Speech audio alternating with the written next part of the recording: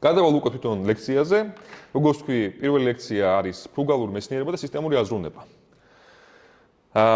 ზოგადად რომ ვისაუბროთ, იმათვის ვინც არ იყო წინაზე, რა არის ფრუგალური მეცნიერება? ფრუგალური მეცნიერების იდეა არის ის, რომ ჩვენ ვიყენებთ იაფასიან თუ ხელმისაწვდომ კომპონენტებს ჩვენს გარშემო, იმისათვის რომ გავაკეთოთ, ავაწყოთ, ან შევიმუშაოთ რაღაც სისტემები ან მოწყობილობები, რომელიც გვეხმარება გადაწყვეტოთ კონკრეტული სამეცნიერო ამოცანა.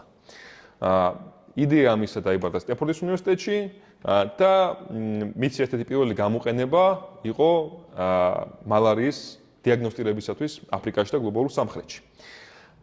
ფრუგალური დიზაინი, ესე რომ ჩავშალოთ კიდევ უფრო მეტად ფრუგალური მეცნიერება, არის ზოგადი მიდგომა დიზაინის მიმართ, დიზაინი მოწყობილობებისა, დიზაინის სისტემებისა, დიზაინი ნებისმიერი პროცესისა, რაღაცა ნაბიჯების ერთმანეთში შეკვრისა, რომელიც ხდება გამოსადეგი კონკრეტულ კონტექსტებში.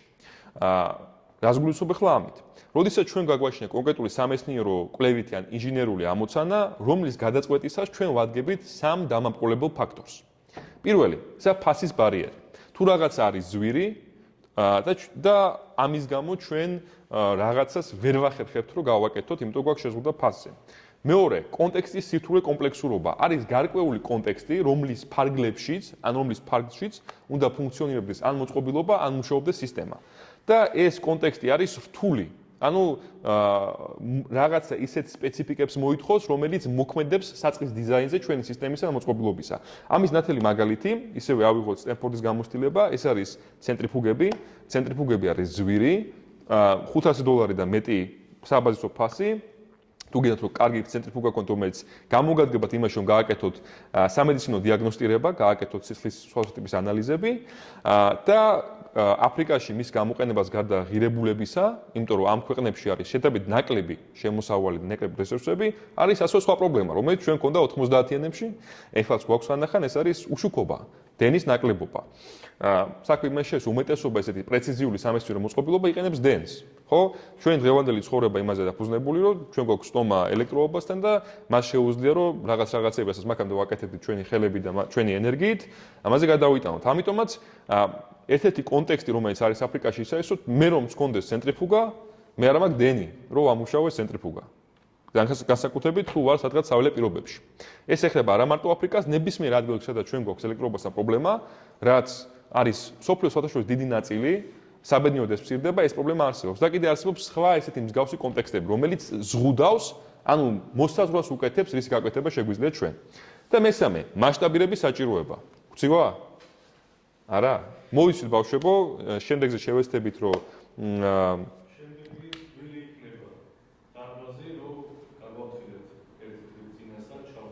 კი ბატონო. ყოველდღე არ ვამუშავებ ამას, იმიტომ რომ წარგელია, როცა შემდეგზე ავწიოთ ამოძალეთ. ვითხარით და კი ბატონო. მოკლედ შემდეგზე იქნება აუცილებლად თბილი დარბაზი. აქამდე მოიცვით ქურთუკები თუ გწივათ. ესე იგი, მას ამბობდი მასშტაბირების საჭიროება. როდესაც ჩვენ გვაქვს რაღაც კონკრეტული ამოცანა, რომელსაც ჭირდება, რომ ეს ამოცანა იჭრებოდეს არა იმით, რომ გვაქვს ერთი ხელსაწყო ან სისტემა, რომელზეც აქვს შეზღუდული რაოდენობა ადამიანს წვდომას, არამედ საჭირო იყოს მასშტაბირებადი. ყველას ჰქონდეს, იყოს ბევრი და იყოს მარტივად ხელმისაწვდომი. აი ამ სამი ფაქტორის თანხვედრა, როდესაც არის, ან ერთ-ერთის ფრუგალური დიზაინის მიდგომა ამაში იდეალურად ჯდება. იმიტომ ფრუგალური დიზაინის კონცეფცია იმაზე მუშაობს, რომ ჩვენ აღმოფხვრათ ფასის პრობლემა, მოვარგოთ ის კონკრეტულ კონტექსტს, სადაც გვაქვს რაღაც შეზღუდვები და გავხადოთ მასშტაბირებადი. ფასიდან გამომდინარე, წარმოების ტექნოლოგიიდან გამომდინარე, ან ასე ვთქვათ, დისტრიბუციის მექანიზმიდან გამომდინარე. ეს რო დავასუმარიზიროთ რამოდენიმე მარტივ სიტყვაში, პრინციპებად გაამარტივე, გააიაფე, დაასისტემატიზირე და გახადე მასშტაბირებადი. ამ 4 კონცეფტს ეხლა უფრო მეტად დავამუშავებთ. ჩვენ ეს უკვე გავიარეთ. ხომ, როგორც ვამბობდი, კონცეპტუალური დიაგრამა ამ ყველაფრისა, თუ როგორ ხდება შექმნა კონკრეტული მოწყობილობისა, ან თუნდაც სისტემისა, გამომდინარეობს ესე. ჩვენ გვაქვს დავუშვათ კონკრეტული სამეცნიერო ხელსაწყო, ან სისტემა, ან რაღაცა ამოცანა, რომელსაც გააჩნია კონკრეტული შედეგი, რომლის მიღებაც გვინდა. რაღაცა აუთპუტი, ასე ვთქვათ. და მას გააჩნია რაღაცა ფიზიკური პრინციპი. ანუ რაღაცა მექანიზმი არის, რომლის შედეგადაც ეს ხდება. ამოცანის უმთავრესი ნაწილი მის გადაწყვეტაში არის ზუსტად გაგება რისგან შედგება ეს ამოცანა, როგორ მუშაობს არსებული გადაწყვეტილებები და როგორ შეიძლება რომ რაღაცა ფუნდამენტალური, მინიმალური ნაწილი ამ ყველაფრისა ამოვკრიფოთ და მის საფუძველზე ავაწყოთ რაღაც გამარტივებული სისტემა. ეს უკვე მე გარდაიქმნება, ასე ვთქვათ, ფრუგალური მეცნიერების გაწყვეტილებაში, სადაც ჩვენ ვიყენებთ იგივე ფიზიკურ მექანიზმს, ან რაღაც იგივე პრინციპს, მაგრამ განსხვავებული დიზაინის მიდგომით. და ჩვენ ვცდილობთ, რომ რაღაცა არსებული ხელსაწყოები, რომელიც არის ჩვენს გარშემო, გამოვიყენოთ. ჩვენ წავაწყდებით ესეთ კონცეფციას, რომელსაც ქვია ბიომიმიკრია, ბიომიმიკა, უკვე კურსის ბოლოსაკენ, რომელიც მოეძებს იმას, რომ იმის მაგალითად ჩვენ ავიღოთ რაღაცეები არსებული ხელსაწყოებისგან, ჩვენ ავიღებთ ინჟინერულ პრინციპებს ბუნებისაგან. ბუნება მუშაობს ევოლუციის პრინციპზე. ჩვენი გონებები, ჩვენი სხეულები, სხვადასხვა ტიპის ორგანიზმები, მათი სხვადასხვა მახასიათებლები ჩამოყალიბდა იმის შედეგად, რომ ევოლუციური ზეწოლა იყო, რომ რაღაცა თვისებები განვითარებული იყო, რომელიც მისცემდა უპირატესობას ამ კონკრეტულ ორგანიზმს რაღაცა კონკრეტულ კონტექსტში. რატომ არის ეს მნიშვნელოვანი? რაღაცა გარკვეული პრობლემები, რომელსაც ჩვენ ვაწყდებით როგორც მეცნიერები და ინჟინერები, ბუნებამ უკვე გადაწყვეტა. ამის ნათელი მაგალითი არის ფრინველები. ფრინველების აეროდინამიულობა, მათი ფორმა ფრთებისა, მათი ფორმა ნისკარტებისა არის იდეალური საწყისი მაგალითი ინჟინერებისათვის, რომ გააკეთონ ზესწრაფი თვითმფრინავები, სამხედრო გამოყენების თუ სამოქალაქოსი. კონკორდი მაგალითად თუ გინახიათ, არის ესეთი თვითმფრინავი, რომელიც იყო 80-იან წლებში და არის ყველაზე სწრაფი თვითმფრინავი სამოქალაქო გამოყენებისათვის. მისი დიზაინი ჩვენ რომ ნახოთ, კონკორდის დიზაინი არის ძალიან ახლოს ფრინველის ფიზიკურ აგებლობასთან, კონკრეტულად ერთ-ერთ ყველაზე სწრაფ ფრინველთან. ამიტომაც პრინციპების აღება, ასე ვთქვათ, პრინციპების მოპარვა, რო ვთქვათ ესე, შესაძლებელი არის ყველაფრისაგან, რასაც უკვე ან ბუნება, ან ადამიანი წააწყდა, მაგრამ სხვა კონტექსტში. იმიტომ ხშირად პრობლემები, რომელსაც ჩვენ ვაწყდებით, უკვე გადაწყვეტილი არის სხვა კონტექსტში. და მესამე უმნიშვნელოვანესი კომპონენტი, ეს არის ტესტირება. მაიკ ტაისონი ესეთი ცნობილი ბოქსიორი არის, გაგეგებათ ალბათ, მას ჰქონდა ერთი კარგი ფრაზა, ყველას აქვს გეგმა, სამდე მოხდება მუშტის სახეში. ეს ფრაზა ესე არის ინჟინერიაში და მეცნიერებაში, როდესაც ჩვენ გვაქვს რაღაც გეგმა, რომ აი ჩვენ ესე გავაკეთებთ რაღაცას, ესე გამოვა, ესე იმუშავებს. მაგრამ მე აწყდები რეალურ კონტექსტს და როგორც მუშტი ხდება სახეში ბოქსიორს, ისე ხდება რეალობა სახეში და ხვდები, რომ შენი რაღაცა პრეზუმპციები რაღაცა როგორ მუშაობდა, რეალურად არ გამართლა. იმიტომ შენი მენტალური მოდელი კონკრეტული კონტექსტისა და ამოცანისა იყო განსხვავებული ვიდრე რეალობა. ამიტომაც ტესტირება, შემოწმება რაღაცის გამოსდა მილიონჯერ, გამოთქვა რომ 100-ჯერ გაზომე და ერთხელ გადახტი, არის ზუსტად აქედან გამომდინარე, რომ ჩვენ გვჭირდება, როდესაც რაღაცას ვაკეთებთ, მაქსიმალურად შევამოწმოთ და დავეფუძნოთ ერთ რაღაცას. ემპირიკული შედეგები. თუ გაგიგეთ ეგეც თქვა ემპირიკული შედეგები, ემპირიკა. მოკლედ ზოგადად თუ დავყოფთ, ასე ვთქვათ, ჩვენს ცოდნას, აი რაღაცა ვიცით. ჩვენი ცოდნა არსებობს ორი ტიპის. არსებობს მექანისტური, ანუ ჩვენ ვიცით, რომ თუ მე დავაჭირე ესე იგი ღილაკს ჩემს კომპიუტერზე, ღილაკი ჩაიზნიქება, განახორციელდება შეკვრა რაღაცა წრედისა, რომელიც გადასცემს სიგნალს მონიტორს ან საპროცესო პლატას. მე ვიცი მექანიზმი, რა გორგოლაჭი რაზე მოქმედებს და როგორ ხდება ეს ციკლი. მაგრამ ეს შეიძლება მე დავასკვნა იმის გარეშეც, რომ გავხსნა ეს ყველაფერი, იმიტომ რომ მაქვს რაღაცა მენტალური მოდელი, ვიღაცა მე შეისწავლა მაგამდე, ან მე რაღაცა დაკვირვებით ეს დავაფუძნე. ესაა მექანისტიკური გაგება. კიდე არის ემპირიკული გაგება. ემპირიკული გაგება რას ნიშნავს? მე არ ვიცი როგორ ხდება რაღაცა. მე არ ვიცი როგორ მუშაობს ლეპტოპი. მე ის ვიცი რომ თუ დავაჭრე რილაქს, რაღაცა იცვლება ეკრანზე. მე მაქვს ერთი შემავალი ქმედება და ერთი გამომავალი შედეგი. ასე ვთქვათ, შავი ყუთის პრინციპი. მე არ ვიცი შავ ყუთში რა ხდება, რაღაცას ვაკეთებ, რაღაც შედის, რაღაც გამოდის. და მე თუ ეს 100-ჯერ გავიმეორე, მე მივიღე ეგრევე შედეგი და შემიძლია თქვა თავისუფლად, რომ შავ ყუთში როდესაც მე ვდებ ტელეფონს, გამოდის ტელევიზორი. არ ვიცი შავ ყუთში რა ხდება, მაგრამ 1000-ჯერ რო გავამეორე, იგივე ხდება. საქმე იმაში არის, რომ როდესაც ჩვენ ვიყენებთ მექანისტიკურ გაგებას რაღაცისა, ეს ეფუძნება იმას, რომ ჩვენ უნდა გქონდეს ზუსტი მოდელი შავ ყუთში რა ხდება. მაგრამ ხშირ შემთხვევაში და უმეტესობა შემთხვევაში ჩვენ არ ვიცით რეალურად რა ხდება. და ეს ცდომილება არის ის, რაც ქმნის რაღაცა პრობლემას. ამიტომაც ერთადერთი ყველაზე რეალური გზა იმისათვის, რომ შევქმნათ რაღაცა, რომელიც არის რეალურად მუშა, არის ის, რომ მივდგეთ ემპირიკულად. რას ვაკეთებ და რა შედეგს მაძლევს. ის რაღაცა ჩვენი იდეები თავში მოგვეხმარება, რომ მივიდეთ უფრო სწრაფად მაგამდე, მაგრამ ყოველთვის არის მეორე ხარისხოვანი. მე ვახსენე ზუსტად ამ კონცეფციებზე, ქაღალდის ფუგაზე და ფოლსკოპზე, რომელზეც ჩვენ წინაზე ვილაპარაკეთ, იმათვის ვინც არ იყო, აი ამ პრინციპებით ზუსტად შეიქმნა ეს ორი მოწყობილობა. ეს იყო პრობლემა სისხლის ანალიზის გაკეთებისა, რომ დავადგინოთ არის თუ არა ადამიანი დაავადებული მალარიით. ორი ნაწილი, ორი კომპონენტი გვაქვს, ერთი არის რომ დავინახოთ მალარიის პარაზიტი და რომ როდესაც ვფიქრობდი რამოდენიმე პრობლემაზე, დავაკვირდი რომ რეალურად როდესაც ქმნი რაღაცა მოწყობილობას, ეს უფრო მეტად მოწყობილობას ეხება, თუ სისტემებსაც შეიძლება შეახო, შეგიძლია 4 ძირითად პარამეტრამდე განსაზღვროთ. ჩვენ ხა ვილაპარაკეთ, როგორ ვიფიქროთ სისტემის აღწერაზე, სისტემის შესწავლაზე, პრობლემის გადაწყვეტის გზებზე. ეხლა თუ ჩვენ ვლაპარაკობთ აი ამ სისტემის უკვე შექმნაზე, მოწყობილობის შექმნაზე, რა პრინციპებით უნდა დავიწყოთ მისი შემუშავება და შექმნა.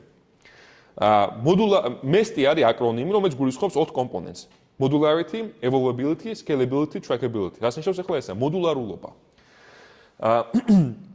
ჩვენ რო შევხედოთ მაგალითად აი ამ მაუსს, ხო? ჩვენ დავაკვირდეთ ამ მაუსს, მაუსი არის მოდულარული, რა თვალსაზრისით? მაუსს გააჩნია კომპონენტები, რომლისგანაც ის შედგება, რომელიც ჩვენ თუ ერთი ცალი ამოვიღეთ, ჩვენ შეგვიძლია მსგავსი პარამეტრით ის შევცვალოთ. ეს გულისხმობ ახლა. მე თუ მაგალითად ამოვიღე და განვაცალკევე აი ეს კონკრეტული მავთული, ეს კაბელი, მე შემიძლია რომ ეს კაბელი შევცვალო დამოუკიდებლად სხვა კომპონენტების შეხებისა. რატომ არის ახლა ეს მნიშვნელოვანი? როდესაც ჩვენ გვაქვს სისტემაში თუ მოწყობილობაში ისეთი კომპონენტები, რომელსაც ერთ სულს მეორეც მოქმედებს, მე უკვე მაქვს დიდი პრობლემა, იმიტომ რომ მე არ შემიძლია არაფერი შევცვალო, თუ სხვა რაღაცაზე არ იმოქმედა, ხო? მარტივ მაგალითი ამის არის, თუ გინდა რომ დააყენო, დაუშვათ კარგი დინამიკი შენ სახლში, რომ მოусმინო მუსიკას და ავიცი გაერთო, ფაქტორი, რომელზეც ეს მოქმედებს, არის შენი მეზობელი, გაბრაზდება თუ არა, რომ მუსიკა გაქვს, მამალად ჩართული. ეს არის ერთმანეთზე გადამული ფაქტორები. სამწუხაროდ მოდულარული სისტემა ეს არ არის, იმიტომ რომ შენ მეზობელს ვერ შეცვლი, ასე ვთქვი, ვერ გამოსვლი, როგორც შეიძლება გამოსვლო რაღაც კომპონენტი. როდესაც ჩვენ ვფიქრობთ რაღაც გაწყვეტილებას, უნდა ვიფიქროთ, რომ ყოველთვის შევეცადოთ, გავაკეთოთ ის მოდულარული. ანუ ერთი კომპონენტი თუ მე მაქვს, მე უნდა შემეცვლოს, შევცვალო ის დამოუკიდებლად იმისა, თუ სხვა კომპონენტებზე როგორ მოქმედებს. მანქანაში ეს არის ის, რომ მე ბორბალი თუ შევცვალე, ბორბალის შესვლა არ მოქმედებს ზრავზე. და ასე შემდეგ. Evolvability. რას ნიშნავს ახლა ესა? დღეს მე მაქვს ესეთი ტელეფონი. ან მოდით უკეთეს მაგალითს მოვიყვან, მქონდეს დაუშვათ აი ესეთი პულტი, ხო? რას ნიშნავს evolvability? რამდენად შესაძლებელი არის ის, რომ ეს კომპონენტი, როგორც ახლა მაგალითად მოდულარობაში აღწერ, რომ ფუნქციონირდეს დამოუკიდებლად სხვებისა, ეს თუ მე განვავითარე, აი რაღაცა კომპონენტი ამაში, ეს ამ კომპონენტის განვითარება რამდენად არის შეზღუდული სხვა კომპონენტზე გამომდინარე. ცოტათი ორი განსხვავებული რაღაც არის. ერთი არის, რომ მე თუ რაღაც დამიზიანდა, თუ რაღაცა ეხლა რაც მოხდა, რამდენად მოქმედებს. მეორე არის, მე მომავალში რამდენად ზღუდავს. მაგალითი, მე ვიყიდე ბინა, არ ვიცი მე, მაგალითად სოლოლაკში. ხო, ვიყიდე ბინა სოლოლაკში და ფაქტორი, რომელიც დაკავშირებულია დღევანდელობასთან, რა მოხდება, ისე ის, რომ მე თუ დღეს ბინა ვიყიდე და დავდგი ეს დინამიკი და ავამუშავე და მუსვე მუსიკას, ჩემ მეზობელს მე ვერ გამოსვლი, მეზობელმა შეება ნებისმიერ მომენტში, რომ მე მუსიკას უსმენ ხვალ-მაგალ, ნუ კარგი დინამიკა აქვს, შემედაოს ამ რაღაცაზე. ეს არის კონკრეტული ამ მომენტში ფაქტორი. მაგრამ მეორადი ფაქტორი, ასე ვთქვათ, evolvability, ის არის, რომ მე თუ ბინას ვიქირავებდი და არ ვიყიდიდი, მე მექნებოდა პოტენციალი იმის, რომ შეიძლება ამ კონკრეტულ მომენტში მე ეს მეზობელი შემენდოს, მაგრამ მე შემიძლია რომ შევცვალო სიტუაცია და გადავიდე სხვა რაღაცა მდგომარეობაში, ანუ ბინის რო ვიქარავ, სხვაგან გადავიდე საქირავებლად. ანუ პრინციპი ამის ის არის, რომ მე უნდა შევძლო განვითარება რაღაცა მიმართულებით.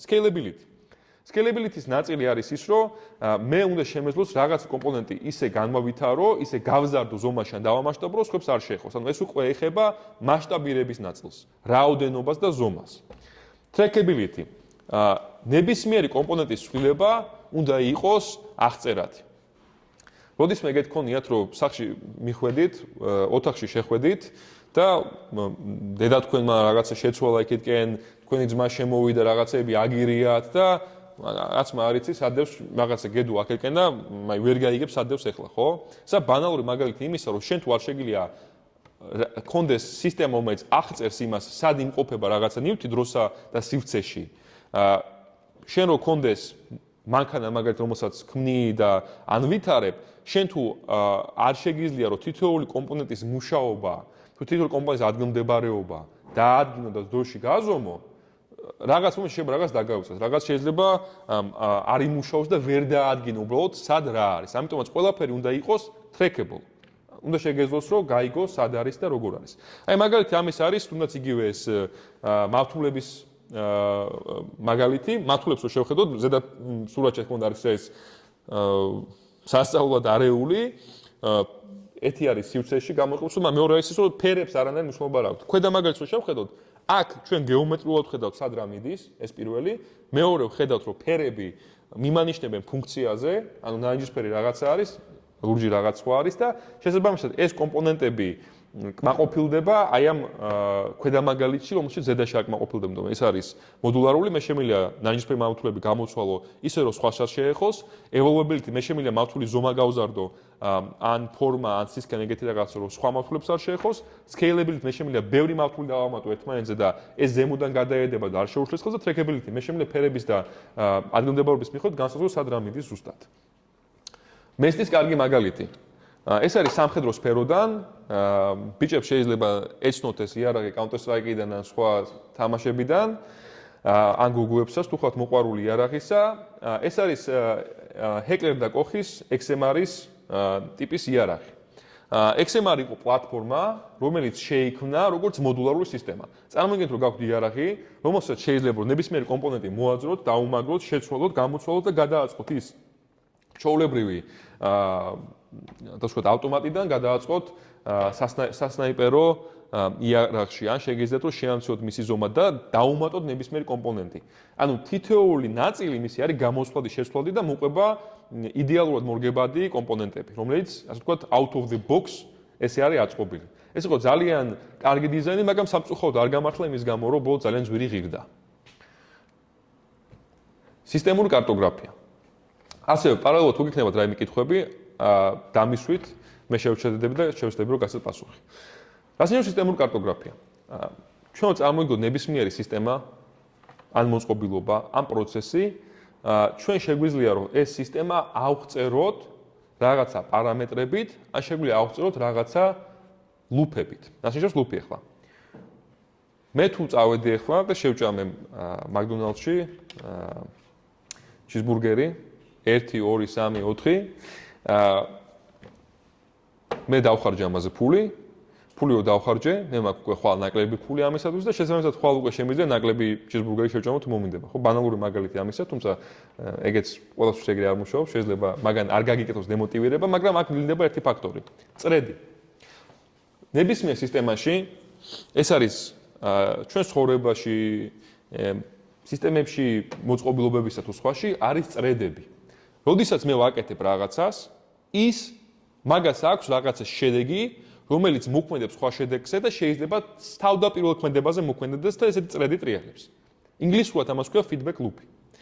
ნებისმიერ სისტემაში მნიშვნელოვანია რომ ჩვენ გავიაზროთ, სად არის feedback loop-ები. feedback loop-ების იდენტიფიცირება არის ერთ-ერთი უმნიშვნელოვანესი ფაქტორი, რომ სწორად მოვახდინოთ მოდელირება რაღაცაზე. რატო? ხშირ შემთხვევაში ჩვენ შეიძლება რომ ვიფიქროთ, რომ იგივე ყუთის მაგალითზე, მე ავიღე ტელეფონი, შევდე შავ ყუთში და მეორე მხარეზე გამოვიდა ტელევიზორი. მე არ ვიცი რა მოხდა. მე ვიცი მხოლოდ დამოკიდებულება, ერთი შედის, მეორე გამოდის. feedback loop-ის აზრი იმაში არის, რომ მე დავადგინო, თუ მე ავიღე ერთი ტელეფონის მაგალითად 5 ტელეფონი. 5 ტელეფონი ჩავდე და გამომივა 5 ტელევიზორი, თუ გამომივა 1 ტელევიზორი, თუ 2 ტელევიზორი. და რამდენად ეს მასშტაბირდება.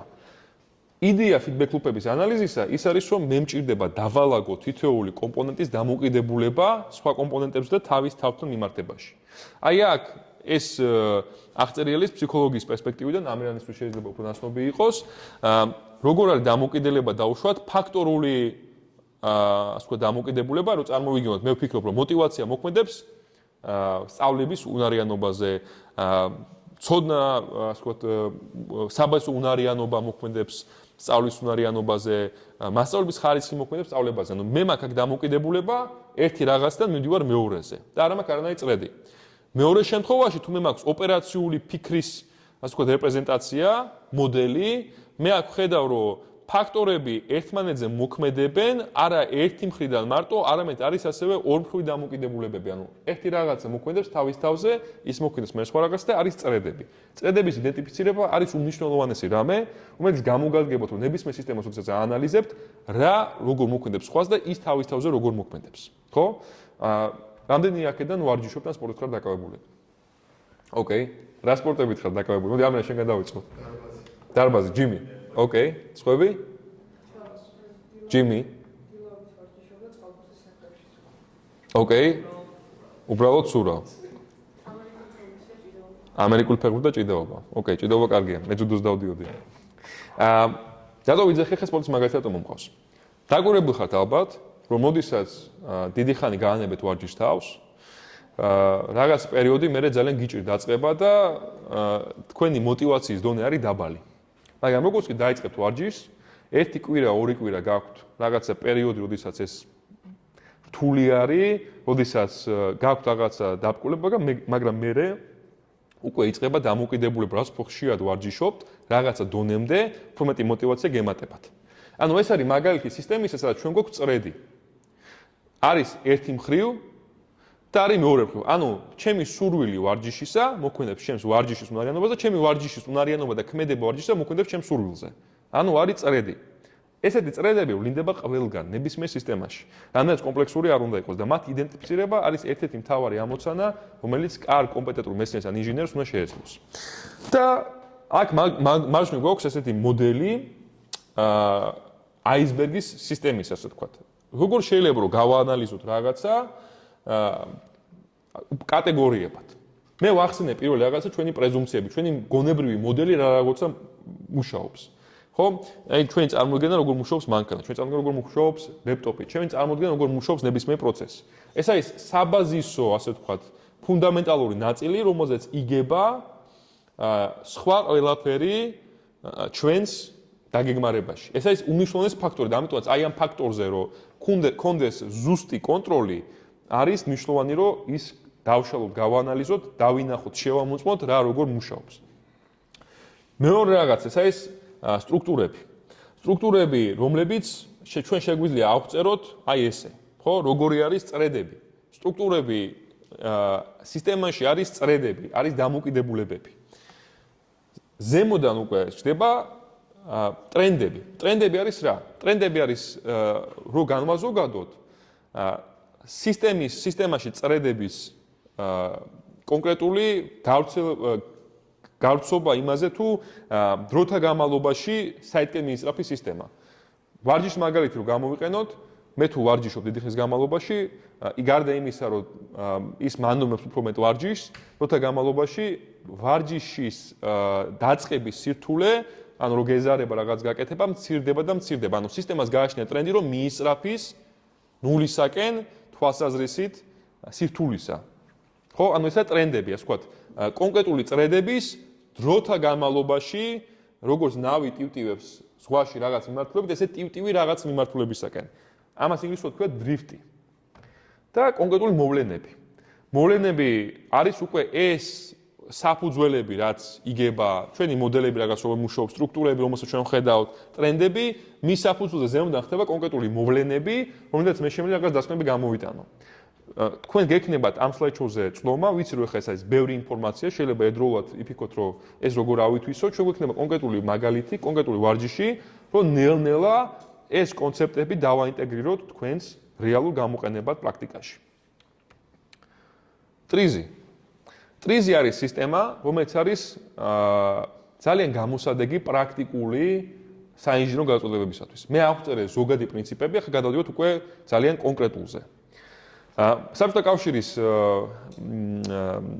დაარსებიდან დაახლოებით 20 თუ 30 წელიწადში შეიქმნა ის პრობლემა, რომ მეცნიერების განვითარება იყო ერთ-ერთი მთავარი ამოცანა მაგ სახელმწიფოსათვის და უნდათ რომ ეს პროცესი დაესწრაფებინათ, იმიტომ რომ ამერიკა რაღაცებში ასწრებდა და სხვა ქვეყნები რაღაცებში ეჯიბრებოდნენ.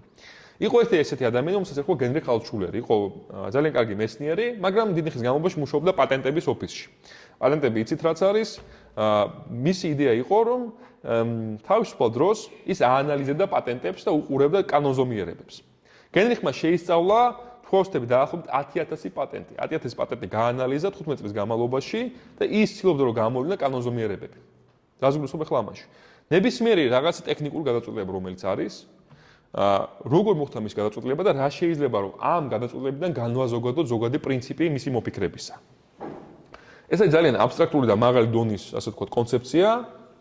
თუ შევხედავთ აქეთკენ, მე მაქვს კონკრეტული პრობლემა, მე მას ვანზოგადებ, როგორც ეს პრობლემა სოფლიოში როგორ ხდება, არა ჩემ კონკრეტულ კონტექსტში, არამედ სოფლიოში. ხო, აი, რასაც ვიძახოდი იგივე ფრინველებზე და კონკორდზე. ხო? მე მაქვს კონკრეტული პრობლემა, მე მჭირდება შევქმნა სწრაფი თვითმფრინავი. სოფლიოში აი ამ კონკრეტული ამოცანის მოგვარება, რაც არის შევქმნა სწრაფი მოძრავი ობიექტი, რომელიც დაფრინავს. როგორ გვარდება?